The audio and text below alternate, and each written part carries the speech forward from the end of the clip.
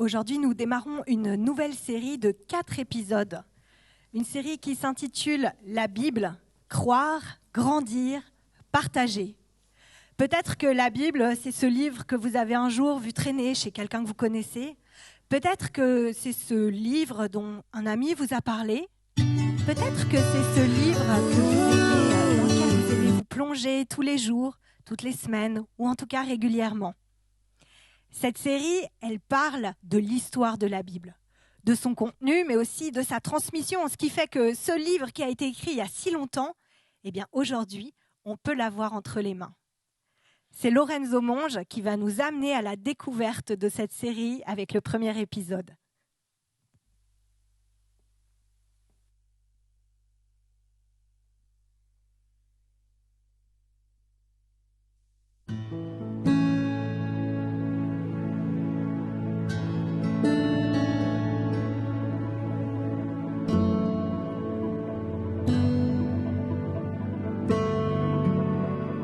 Un semeur sortit pour faire ses semailles. Pendant qu'il répandait sa semence, des grains tombèrent au bord du chemin, furent piétinés par les passants et les oiseaux du ciel les mangèrent. D'autres tombèrent sur de la pierre. À peine eurent-ils germé que les petits plants séchèrent parce que le sol n'était pas assez humide. D'autres grains tombèrent au milieu des ronces. Celles-ci poussèrent en même temps que les bons plants et les étouffèrent. Mais d'autres tombèrent dans la bonne terre. Ils germèrent et donnèrent du fruit. Chaque grain en produisit 100 autres.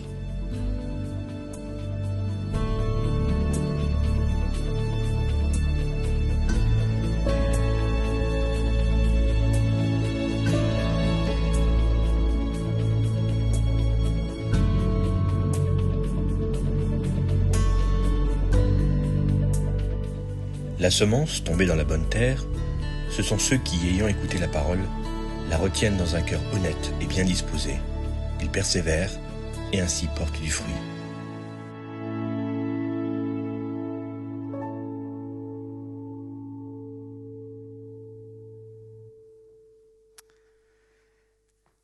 Eh bien, bonjour à tous. Vous m'entendez, je pense ? Ça va venir. Donc, bonjour à vous qui êtes ici dans le bâtiment de l'église de l'Abri. Bonjour à vous qui nous regardez. Vous êtes très nombreux, en fait, souvent, plusieurs centaines à nous regarder. Et là, la différence entre vous et nous ici, c'est que nous, alors, on a l'avantage de pouvoir se voir un peu de loin avec des masques, on est un petit peu moins beau, mais au moins on se sent un petit peu, voilà. Vous, par contre, sur le canapé, dans le lit, sous la couette, sur une tablette ou un smartphone, c'est vrai que c'est un autre intérêt. Mais en tout cas, on souhaite vous dire qu'on vous sent avec nous. Vous êtes avec nous ici aujourd'hui. Et je suis très heureux d'avoir des vrais humains devant moi parce que pendant quelques temps, on a dû parler comme ça de la scène à une caméra seulement et un ou deux techniciens. J'avoue que c'est plus sympa d'entendre des petits sourires ou des petits rires ou des petits quelqu'un qui bouge. Bonjour. Bonjour Tikaï. Voilà. Des gens qui sont là. Bonjour Olivier. Bonjour tout le monde. Bonjour mon fils. Il faut prendre un autre ton quand on parle à son enfant. Voilà, bref. En tout cas, très content de commencer une nouvelle série aujourd'hui. Une série qui s'appelle La Bible. Croire, Voilà. Croire, grandir, partager.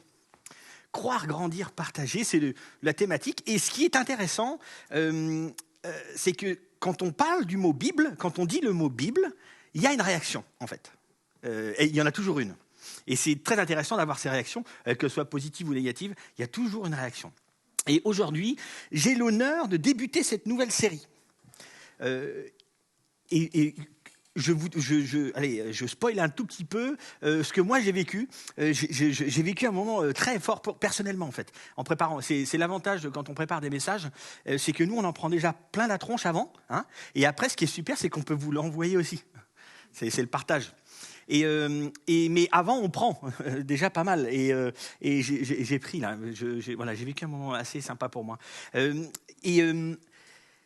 Donc j'espère que vous pourrez profiter aussi de ce moment. Ça s'adresse à des adultes, mais aussi à des enfants, hein, ce message. À des adultes qui ont un jour été confrontés. La Bible a été présentée lorsqu'on était enfant. Ou bien c'est un message aussi qui qui est pour les adultes qui ont rencontré des adultes à qui la Bible a été présentée par un adulte qui lui-même avait été présenté lorsqu'il était enfant. Vous voyez un petit peu cette espèce de transmission ? C'est à vous que je m'adresse, mais aussi à ceux qui ont juste une idée de ce qu'est la Bible. Parce qu'on en a une, ou plusieurs. Et beaucoup, en fait, que l'on soit croyant ou pas, chrétien ou pas, beaucoup ont une certaine pensée, connaissance d'une histoire de la Bible. Parfois, elle n'est pas très correcte. Parce que dans mon boulot, de rencontrer plein de gens, il est intéressant parfois d'entendre que certains te présentent une histoire et tu te dis, mais de quoi il parle ? J'ai pas lu ce bouquin.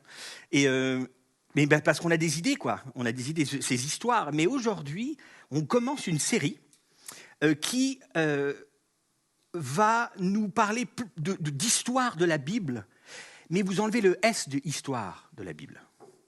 On va parler d'histoire autour de la Bible et d'histoire de la Bible. C'est ça qu'on va faire pendant cette série. Et un autre petit spoil, une proposition à vous faire, c'est que connaître l'histoire de la Bible, vous allez voir dans cette série, que connaître l'histoire de la Bible est presque aussi important que le contenu qui s'y trouve. Je n'ai pas dit que ça l'est plus, mais vous allez voir que c'est presque aussi important. La raison pour ça, c'est qu'elle va nous donner, quand on connaît l'histoire de la Bible, ça nous donne une hauteur et une compréhension encore plus globale de ce contenu incroyable. Vous avez bien compris que je ne veux pas amoindrir le contenu, évidemment pas, mais quand vous avez l'histoire de la Bible, il y a une toute autre compréhension, hyper forte. Et c'est un des moments aussi que j'ai vécu personnellement. Donc la proposition que je vous fais déjà, c'est que connaître l'histoire de la Bible est presque aussi important que le contenu de certaines histoires. Alors, lorsqu'on était enfant, honnêtement, on s'intéresse un petit peu moins à l'histoire de la Bible. On est plus intéressé par les histoires qui s'y trouvent. Mais quand on devient adulte, ça devient très important, parce que j'ai rencontré plusieurs personnes, et plusieurs parmi vous, vous pouvez, dans cette situation, vous avez un peu rejeté tout ça, mis de côté, parce qu'en fait, ne connaissant pas l'histoire de la Bible, vous avez commencé à déconsidérer, à sous-évaluer les histoires qui se trouvent dans la Bible. Parce qu'en fait, on ne vous l'a juste pas présenté, ou pas assez. En fait, c'est très intéressant de constater que l'on soit chrétien ou pas, on ne connaît pas assez l'histoire de la Bible. Alors, la proposition, c'est qu'il est fondamental, en fait, de connaître l'histoire de la Bible, pour tous. C'est très important. Et vous allez voir combien c'est important. Combien, malheureusement, souvent, on ne passe pas assez de temps là-dessus. Alors, si vous ne la connaissez pas, forcément, vous pouvez considérer que ce qui est dit dedans est un peu light. Il y a des gars qui ont écrit les choses comme ça, quoi. C'est des bonnes histoires pour ceux qui ont des problèmes psychologiques. C'est important de s'attacher à des choses. Ça leur permet de se relever, vous voyez. ou pas. Quand on parle de Bible aujourd'hui, on ne parle pas de ce qu'est été la Bible ou la transmission de tout ça depuis longtemps. Elle s'est transmise de manière très différente dans l'histoire, la Bible. Et la Bible que l'on a aujourd'hui, c'est souvent un gros livre. Et en fait, c'est plusieurs livres. Il y en a 66. Il y a eu un découpage qui a été fait, il y a eu un chapitrage qui a été fait. On y a mis des versets, vous savez, les petits numéros qui sont là, qui nous permettent de pouvoir retrouver un peu de quoi on parle. Et donc, il y a eu tout plein de choses qui ont été faites. Aujourd'hui, on a ça. Mais ce n'était pas le cas. On n'avait pas un gros livre comme ça avant. Non. Ça s'est transmis de manière très différente. Et d'ailleurs, là, c'est ma première Bible. Enfin, c'est pas ma première, c'est la deuxième. Là, j'ai eu une première Bible, mes parents m'ont offert une Bible quand j'étais enfant, justement. Et là, je ne l'ai pas, je ne sais pas où elle est. Elle doit être dans un carton quelque part. Mais par contre, j'ai cette première Bible que j'ai reçue le jour de mon baptême. Et c'était ma première Bible un peu plus tech. Ouais, parce qu'en fait, il y a des onglets qui permettent de gruger. En tout cas, on peut faire croire quand on nous demande un verset. C'est où ? Ah ouais, un Corinthien, quel chapitre ? Et l'autre, il est juste encore en train de tourner, vous savez. Donc c'est pas mal. Les onglets, c'est super. Quand j'étais jeune, c'était pas mal parce que je pouvais montrer que je connaissais assez bien ma Bible. Je cherche un psaume. Lequel ? 133. Donc j'ai reçu cette Bible. Et quand on reçoit une Bible en tant qu'enfant, ou jeune, ou même plus âgé, en fait, quand on reçoit une Bible, on nous dit quelque chose. Et je ne sais pas, ceux qui ont reçu une Bible plus tôt, avant, je ne sais pas ce qui vous a été dit. Il y a toute la vérité de Dieu. Tu auras ici tout le conseil de Dieu, mon fils. Si tu les suis, si tu suis ses prescriptions, tout ira bien. C'est la parole de Dieu. Et tout plein d'autres choses. Je ne critique pas une seule seconde ces propos, pas une seule seconde. Je dis juste que c'est des propos qu'on nous a transmis. Et du coup, on a souvent une espèce de respect, en fait. Un respect de ce livre. C'est fort quand on nous dit des mots pareils. Alors, et donc on le prend comme ça, on l'accepte, quoi. Et après, moi, on m'a donné aussi le conseil, et plusieurs autres aussi, le conseil de la lire. Lis-la. Alors je l'ai fait, je l'ai lu. Parfois, j'étais motivé par de la culpabilité. De la culpabilité qui souvent m'était transmise. Tu dois la lire quotidiennement, sinon... Et donc, des fois, je l'ai fait, par culpabilité. Je veux être super honnête. Il y a des fois, je l'ai lu juste parce que j'avais hyper envie de la lire. Juste parce que j'avais envie de connaître plus. J'avais envie de connaître plus ce Dieu qui m'a bouleversé, moi, personnellement. Connaître ses histoires, où on voit qu'il a bouleversé plein d'autres gens. Et j'avais envie de la lire. Et il y a des fois, je l'ai lu, mais comme un fou furieux. Et il y a des fois, je ne la lisais pas du tout, parce que j'avais franchement pas envie, et j'avais ma tête ailleurs. Je reste honnête, mais c'est la réalité. Certains, j'en connais, on leur a dit, ne lis pas la Bible. Tu n'as pas besoin de la lire. Parce qu'en fait, il te suffit d'avoir ton prêtre ou ton pasteur qui t'expliquera tout ça. Perds pas ton temps. Ou quelqu'un te la lira même. Tout le monde a un avis là-dessus. Tout le monde. Il n'y a pas longtemps, devant un copain, j'ai sorti une Bible. J'ai dégainé une Bible. Et au moment où je la sors, la réaction de mon pote est « Pou, tu lis ça, toi ? Tu fais partie de ces gens ?» Tu sais, il me connaissait, il sait très bien ce que je fais dans la vie et tout. Tu fais partie de ces gens un peu quoi ? C'est marrant. Et après, il a réalisé que c'est sorti quoi d'un coup. C'est pas de sa faute. Moi, j'en sors une autre. C'est drôle. On a tous un avis. Pour certains, ce que la Bible dit, c'est ce qui est. Point la ligne. Tout est établi selon ce que j'ai lu là-dedans, ou selon ce qu'on m'a lu. Je n'ai pas de discussion à avoir, rien. Pour d'autres de mes amis, ils se disent au bout d'un moment, excuse-moi, mais j'ai lu un truc, on m'a lu quelque chose dans la Bible, mais quand je vois ce que j'ai vécu dans ma vie, là, il y a un petit problème de match, de cohérence. En fait, je lis ça, mais moi, ce que j'ai vécu, mon gars, c'est autre chose. C'est compliqué, là. Alors effectivement, parfois, on nous a peut-être pas bien expliqué, en fait, ce qui était écrit dans cette Bible. On a une compréhension un peu tordue, parce qu'on nous l'a transmise comme ça.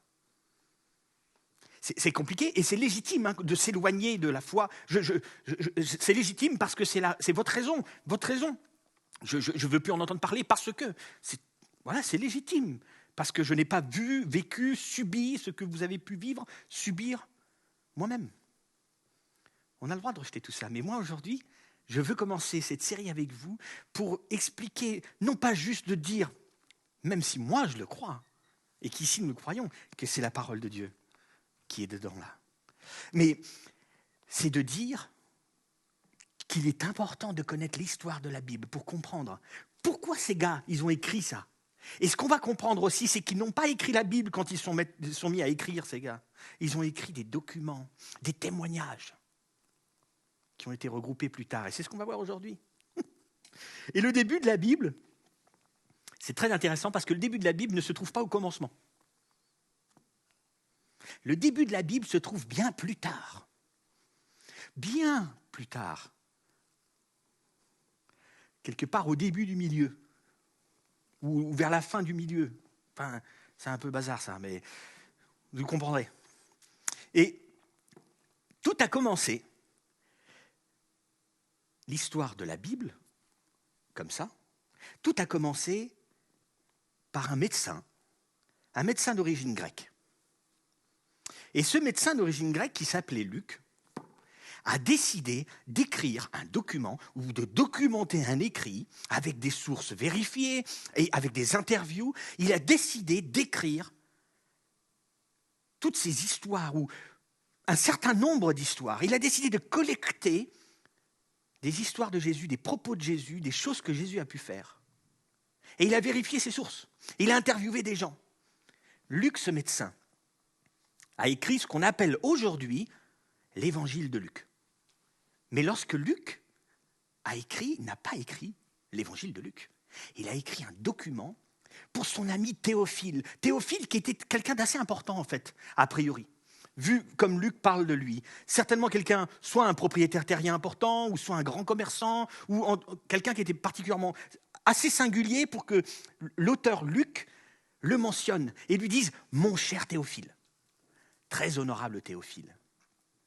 Et donc, c'est ce que nous allons voir aujourd'hui. On va voir qu'il y a comme ça des auteurs, dont Luc, qui ont décidé de documenter des choses, mais des choses importantes. La raison pour laquelle Luc a documenté les événements de la vie de Jésus, c'est pour faire un bon récapitulatif à Théophile, mais aussi pour transmettre. Et c'est ce que nous allons découvrir. C'est ce que nous découvrons là. C'est hyper important. Luc ne s'est pas mis à écrire la Bible ou l'évangile de Luc. Luc s'est mis à écrire un document qui organisait et mettait un ordre à tous ces événements qui se sont passés autour de Jésus-Christ. Alors, voici ce que Luc écrit. Luc qui est médecin. Plusieurs personnes, on est au tout début, Luc chapitre 1, verset 1. Plusieurs personnes ont entrepris de composer un récit des événements qui se sont passés parmi nous. Je ne suis pas seul, dit Luc. On est plusieurs à avoir documenté, écrit, à propos de ces événements qui se sont passés parmi nous. Et c'est hyper important ça. Et vous allez voir, c'est tellement important que nous avons plusieurs autres auteurs qui ont écrit et qui ont documenté ces événements qui se sont passés parmi nous. Et donc Luc tient absolument à nous l'indiquer. Et il continue. J'ai donc décidé à mon tour de m'informer soigneusement sur tout ce qui est arrivé depuis le commencement et de te l'exposer par écrit de manière suivie, très honorable Théophile. Les mots en gras, et ils ne sont pas en gras juste pour le fun, hein, évidemment. Soigneusement, exposé, écrit. Luc, qui était un médecin grec, a voulu faire un boulot nickel. Alors, peut-être comme tous les médecins, ils aiment bien être généralement plutôt carrés, ils aiment faire les choses propres, ordonnées, sourcées. On les a forcés pendant quelques années à être assez ordonnés. Hein. Et c'est ce qu'il fait, Luc. Et très honorable Théophile, très certainement parce que ce Théophile était quelqu'un de particulier. Et il a besoin, Luc, ainsi que Théophile, que ces choses-là soient mises à l'écrit. Documente le pourquoi nous sommes appelés suiveurs de Christ. Cher Luc, j'en ai besoin. Fais-le. Et nous sommes plusieurs à le faire, dit Luc. Je trouve ça excellent. On est plusieurs. Et au départ, il n'écrit pas l'évangile de Luc. Il écrit un document. J'ai oublié de prendre, j'avais un vieux papyrus, j'en ai à la maison, des très vieux documents. C'est pas les papyrus, mais c'est de la peau de chèvre. C'est impressionnant à voir. C'est un vieux truc. Et c'est ça qu'il écrivait. Il écrivait sur un truc assez rare, dur à avoir. Ça prend des mois pour avoir une belle peau, pour écrire dessus. Luc n'écrivait pas la Bible. Luc a écrit un témoignage, un document sourcé qui mentionnait des événements autour de Jésus-Christ. C'est hyper important et c'est pour ça que je le répète 15 000 fois. Par contre, il y a un souci, c'est que Luc, quand il se met à écrire, il écrit juste après un moment où tout a mal tourné. Tout s'est mal passé. Un gros problème. C'est qu'il y a un moment où les disciples, dont Luc qui les suit, qui les interviewe et tout ça, ils ont dû se dire, mais peut-être que Jésus, il a un peu trop parlé. Il est peut-être allé un peu trop loin dans ce qu'il disait. Parce qu'en fait, là, on arrive à un moment où il est crucifié. Il est tué sur une croix. Dire, game over, c'est fini. On arrive à un moment où ce Jésus qui disait qu'il était fils de Dieu, qui a fait des choses hallucinantes, et il y a un moment, il meurt à la croix. Mais c'est échec. C'est échec. Et ils étaient dans cette période-là, et ils se sont tous dit à ce moment-là, c'est évident, c'est un échec, c'est fini. Pourquoi il a dit ça? Il a fait des choses incroyables, mais... Et c'est pour ça que quand vous lisez les différents évangiles, etc., on lit souvent, et c'est des fois des choses qu'on peut entendre, qu'on nous dit, mais souvent les disciples, ils paraissent un peu idiots, ils ne comprennent rien, on dirait qu'ils ne comprennent rien. Jésus leur dit souvent, mais vous ne comprenez rien. Vous voyez? Mais parce qu'en fait, effectivement, ils ne comprenaient pas tout. Ils comprenaient des choses, mais il y a un moment, ils comprennent que quand il est accroché sur une croix, là, ils ont compris qu'il y a un problème. Rome a encore gagné. Et c'est dans cette période-là où un riche homme arrive et il veut rencontrer Pilate. Et cet homme-là s'appelle Joseph, il vient d'Arimathée. Et ce Joseph-là qui a du pognon, qui est connu, il arrive et il demande à récupérer ce corps. Le texte le dit là. Il y avait un homme appelé Joseph, un membre du grand conseil des Juifs. Donc c'était quelqu'un d'important. C'était un homme bon et droit qui n'avait pas approuvé la décision ni les actes des autres membres du grand conseil. Et ce Joseph arrive.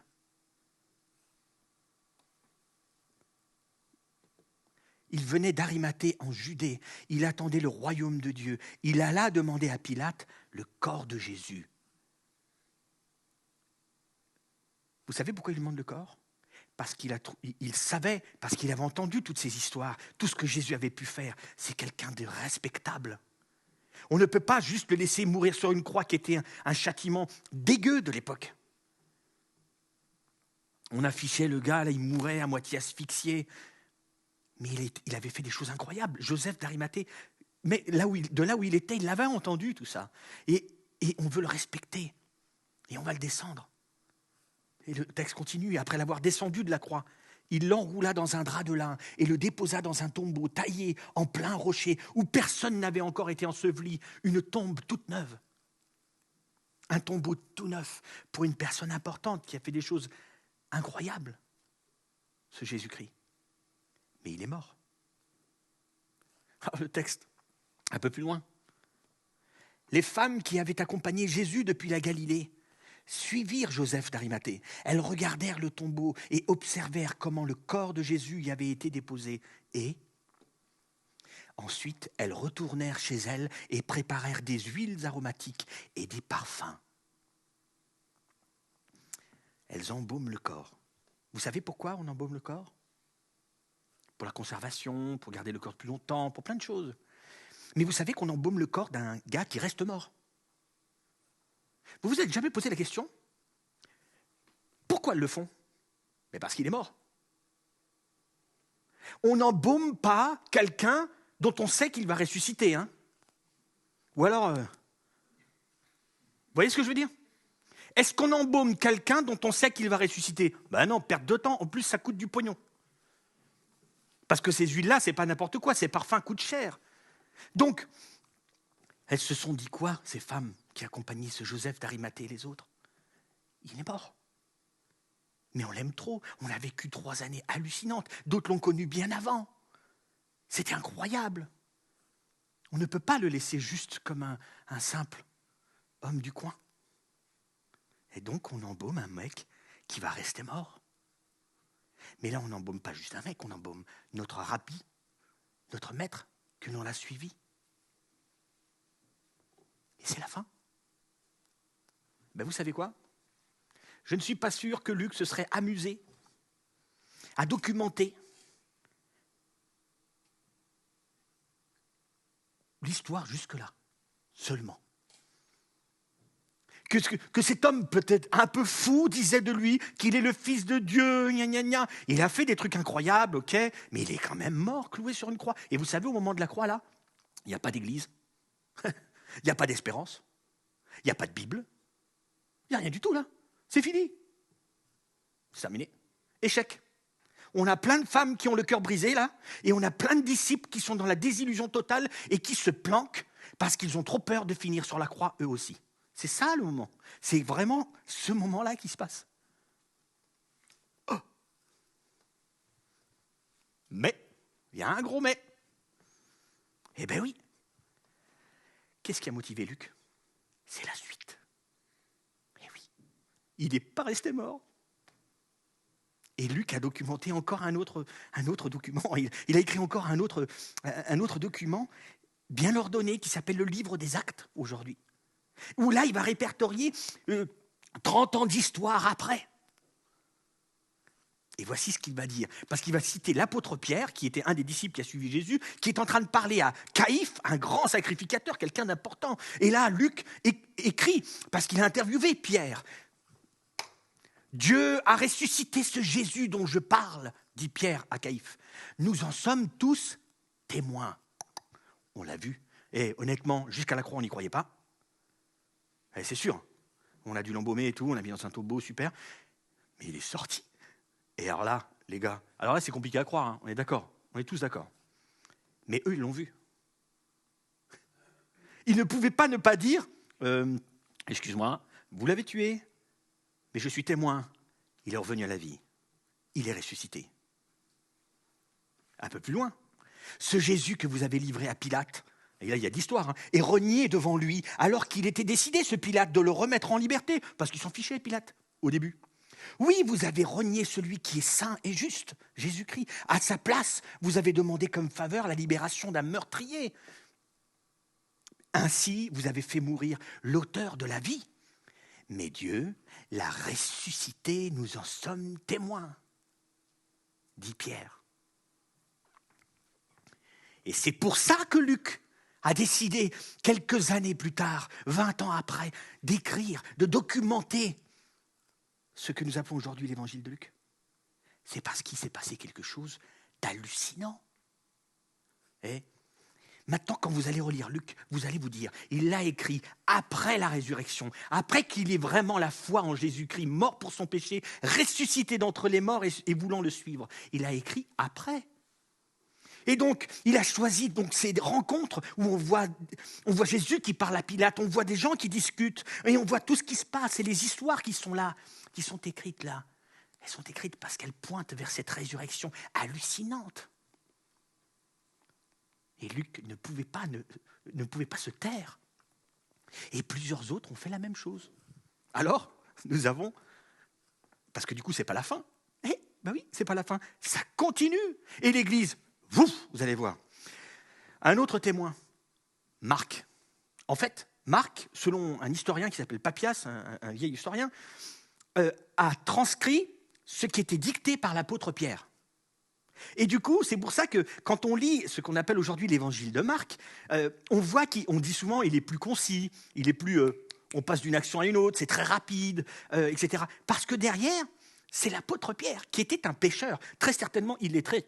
Et c'est pour ça qu'il dictait à quelqu'un qui était lettré, comme Marc, qui était un grec. Et donc, l'apôtre Pierre, on le voit quand on lit des histoires, il est speed, ce gars. Hop, il y a quelqu'un qui s'approche de Jésus pour l'emprisonner, il prend son épée, voilà, il coupe l'oreille. Direct. Jésus, détends-toi Pierre, on répare l'oreille, tout ça, enfin bref, un truc de dingue. Mais on voit l'apôtre Pierre qui dicte tout ça à Marc. Et Marc, il écrit. Marc, qui s'appelle aussi Jean-Marc dans d'autres textes, qui a rencontré aussi Luc et qui a accompagné aussi l'apôtre Paul. Comme Luc. Ils l'ont accompagné quand Paul a commencé des églises. Un peu partout, avec ses collègues. Il n'était pas seul d'ailleurs. Et Marc était là. Il a vu tout ça. Vous savez, un peu comme l'église de l'Abri qui a commencé dans un salon dans le village de Solaire il y a quelques années. Pareil, à l'époque, autour de la Méditerranée. C'est ce qui se passait. Et ils étaient là, ils ont vécu tout ça.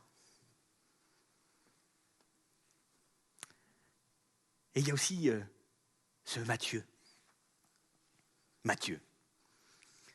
Aujourd'hui, on a l'évangile de Matthieu. Mais Matthieu, qui était parmi les 12, qui a suivi Jésus, un lettré pour le coup, un collecteur d'impôts en plus. Il avait des responsabilités qui ne plaisaient pas beaucoup à la population autour.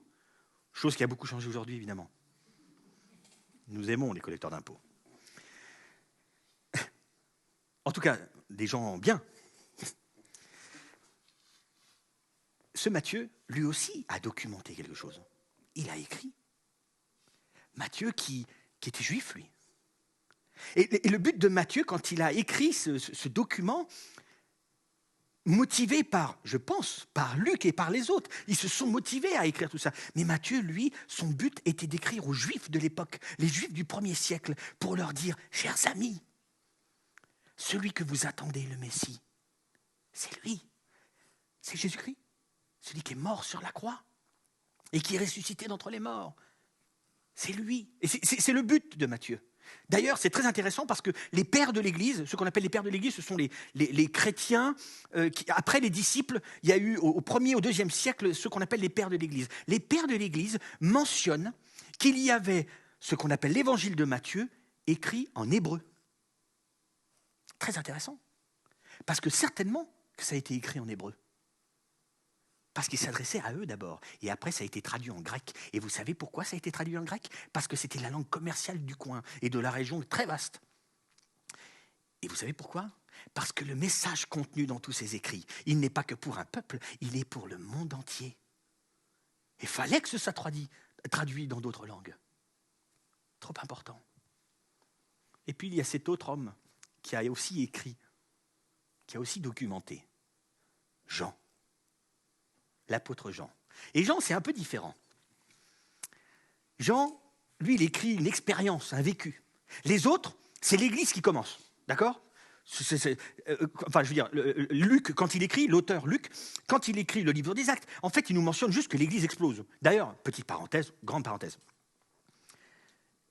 C'est énorme de voir le nombre de personnes qui ont suivi Jésus-Christ dans l'histoire. L'influence de cette résurrection sur une région, sur le monde. D'ailleurs, pour ceux qui ont mis ça de côté, la foi et toutes ces histoires de Bible, et on peut quand même se poser la question, c'est quand même incroyable comme cette histoire fabuleuse a influencé le monde et nos civilisations. Alors il y a aussi des mauvaises choses. Parce que malheureusement, il y a toujours l'homme qui a tendance à se mettre un peu trop au centre et à penser qu'à lui. Du coup, il a tendance à faire des dégâts. Mais l'influence de ce moment incroyable documenté par ces auteurs-là, elle est mondiale. Je reviens. Ça, c'était lui qui parle avec le livre des Actes et tout ça. 30 ans d'histoire, de tout ce qui s'est passé. Jean. On a aussi ce qu'on appelle l'évangile de Jean. Et Jean, lui, c'était aussi un des disciples. Et lui, c'est intéressant parce que lui, il va écrire, mais ce qu'il a expérimenté avec Jésus. C'est un peu différent, c'est un autre angle. Lui, il va écrire ce vécu. Il y a des rencontres que Jésus va avoir, et lui, il parle beaucoup de comment il a expérimenté ça. C'est très fort chez Jean. Et Jean a des propos qui sont le fondement de tout, j'ai envie de dire. Jean va résumer le pourquoi, ce qui l'a motivé à écrire. Et il va nous le résumer très clairement. Vous savez, si on devait avoir qu'un seul écrit, Jean nous suffirait pour avoir le message de l'Évangile.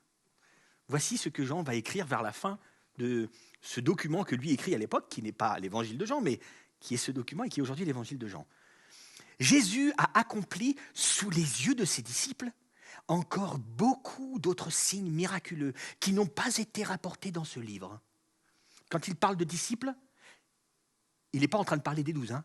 Il parle de tous ces gens qui suivaient Jésus-Christ, et ils étaient nombreux, des centaines de gens étaient disciples. Beaucoup d'autres signes se sont passés, d'autres prodiges, des signes miraculeux. Rapportés dans ce livre, et le livre, on n'est pas en train de parler de celui-ci, on parle du document qu'il est en train d'écrire. C'est ça que Jean est en train de nous dire. Mais ce qui s'y trouve a été écrit. Si j'ai voulu écrire ce document-là, c'est parce que je veux laisser comme un testament. Parce qu'il n'écrit pas ça dans sa jeunesse, Jean. Il est en train d'écrire plus tard. Et il écrit en disant, je veux laisser ça aux générations qui vont suivre. Je veux leur expliquer ce qui s'est passé. C'est hallucinant, en fait. On pensait que tout était fini à la croix. Pop, pop. Il était le Fils de Dieu. Il était vraiment le Fils de Dieu. C'est pour ça qu'on dit, il est ressuscité, des fois, quand on ne se rappelle pas qu'il est vraiment ressuscité. Oh, vraiment. Et on se le répète. Et pour Jean, c'est la même chose. Et donc, il écrit. Mais ce qui s'y trouve dans ce document que je suis en train d'écrire, dans ce livre, a été écrit, parce que je veux transmettre quelque chose, a été écrit, on continue, pour que vous. Et quand il dit vous, Jean, il ne sait pas qui est le vous. Il ne sait pas vraiment la portée de ce vous. Le vous, c'est les premiers qui vont lire. Mais il se trouve que ça dure déjà depuis quelques 2000 ans. Est-ce que Jean mesurait que ce vous, ce serait aussi nous aujourd'hui ? Traduit dans toutes les langues du monde. Le livre le plus traduit dans le monde.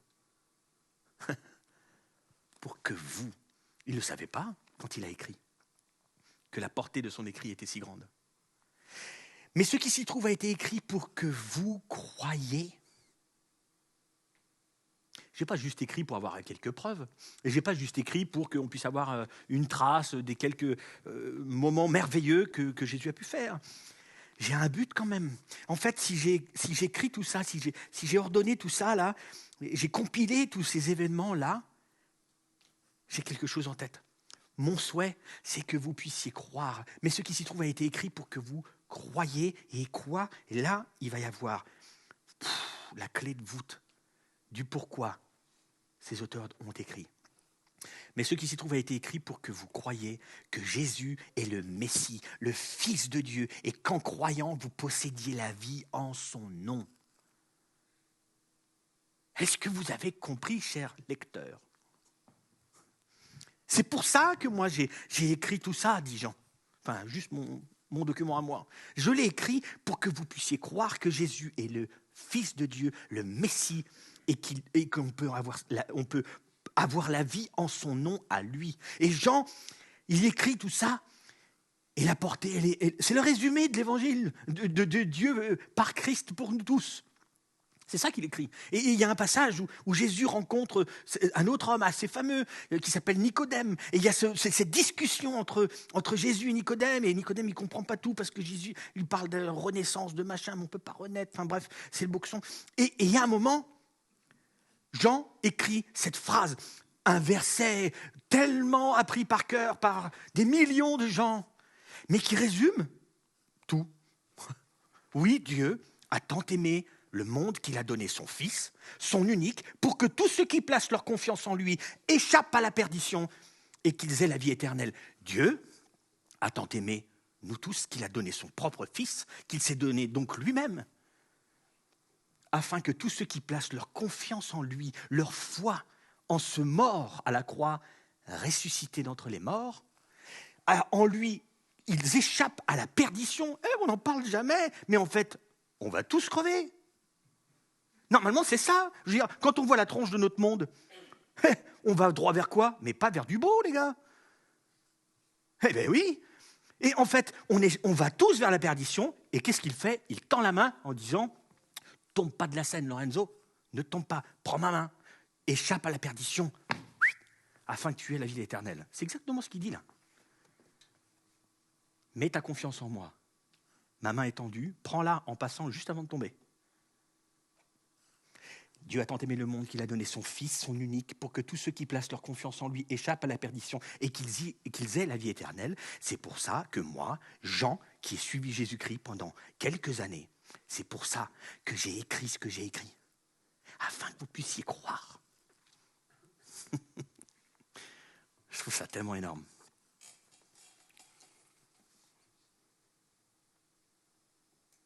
C'est excellent, hein ? Le résumé de l'évangile est là. Et j'ose un peu imaginer l'ambiance autour de ces documents. On imagine, il y a une rencontre entre plusieurs qui ont la même foi, et ils sont dans une maison, chez la grand-mère de je sais pas qui, je ne sais rien, je suis en train d'inventer. Et d'un coup, il y a un des amis qui arrive et qui passe. J'ai rien, j'aurais dû prendre des trucs pour... Il y a un des gars qui arrive, là, il a un truc emballé, là, comme ça, là. Hop, hop, hop. Et il arrive, là, au milieu du groupe. J'imagine la scène. Et il dit, hé les gars, chers amis, chère famille, regardez. J'ai une petite copie, là, de ce qu'il a écrit, Luc. Il y a une partie, parce que le reste a été un peu flingué, là. Mais on en a une, on la lit ensemble. On lit ce bout d'histoire qui a bouleversé ma vie.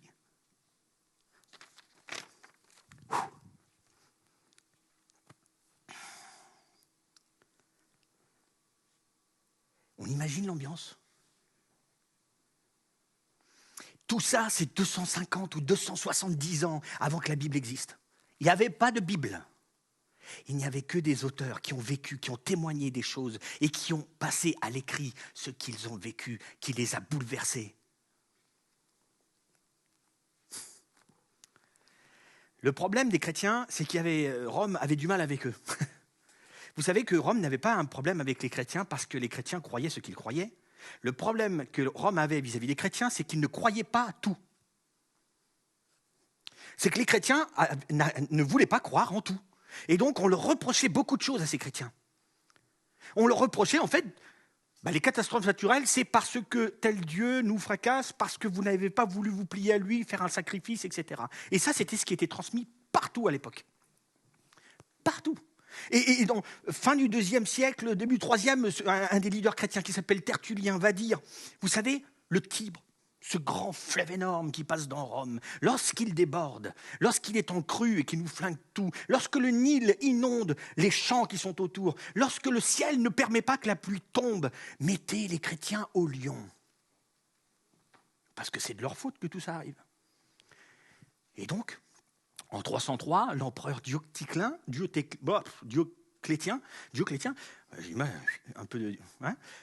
l'empereur, décide en 303 de massacrer le maximum de chrétiens et d'arrêter ces rencontres. Parce qu'en fait, à cause d'eux, on a plein de problèmes chez nous. Et donc il dit, il y a des décrets qui disent d'arrêter ces réunions, de tuer les enfants si ça forcera les chrétiens à arrêter de se rencontrer. Si vous rencontrez et si vous croisez un bout de ces fragments et de ces documents, vous les détruisez parce qu'il faut qu'ils arrêtent d'y croire. Et bien vous savez quoi ? Malgré la persécution, ils ont tenu les bougres. Il y a un autre passage qui dit, rien ne pourra détruire l'Église. Le rassemblement de ceux qui croient que Jésus-Christ est mort pour leurs péchés, ressuscité entre les morts et qui souhaitent le suivre. Rien. En 323, Constantin, il arrive, l'empereur. Et là, lui, il dit, christianisme, allez hop, ça va devenir une religion. On va la valoriser. Ça va être la religion de l'Empire. Il y a du mauvais là-dedans et tout ça, mais il y a du bon. Parce qu'en fait, quand il dit ça aussi, il dit quoi ? Il permet aux étudiants, il permet à tous ceux qui sont ouverts aux écrits, etc., et qui ont ramassé, réuni des documents et des fragments. Il leur permet de travailler ensemble, et quelques années plus tard, on aura les 4 évangiles qui vont être reconnus comme écrits sacrés, et on aura la toute première Ta Biblia, la première Bible, réunie d'abord par les 4 évangiles, puis on s'amusera, merci mon Dieu, d'aller chercher tous les autres écrits qui font référence à ce grand Dieu qui a envoyé son Fils unique, afin que quiconque croit en lui et qu'il ait la vie éternelle, ne périsse pas et qu'il ait la vie éternelle. C'est ça l'histoire. Vous savez, j'en ai terminé. La suite, parce qu'il y a encore plein d'autres choses. La suite, dimanche prochain. Et il y a encore d'autres messages après. J'aimerais prier pour finir ce moment. Après quoi, nous aurons une dernière chanson. Seigneur, mon Dieu, mon Père, notre Père pour ceux qui le souhaitent, c'est tellement important de comprendre, en fait, cette histoire de ces 66 livres qui composent cette Bible. Le pourquoi Matthieu, Marc, Luc, Jean ont voulu écrire tout ça. Merci. C'est vrai qu'il s'est passé quelque chose d'incroyable, un événement qui est difficile à croire. Tu es revenu à la vie. Les historiens sont tous d'accord, sauf peut-être certains parfois qui passent à la télé encore aujourd'hui et qui ont du mal, mais ils savent tous que Jésus-Christ est né, qu'il a grandi, il venait de Nazareth, qu'il est mort à la croix. Et on se demande encore où est passé son corps qui était dans ce tombeau. Certains écrits le disent, d'historiens. Merci parce que tu nous permets de comprendre un petit peu mieux pourquoi tout ceci a été écrit. C'est au nom de Jésus-Christ que je prie. Amen.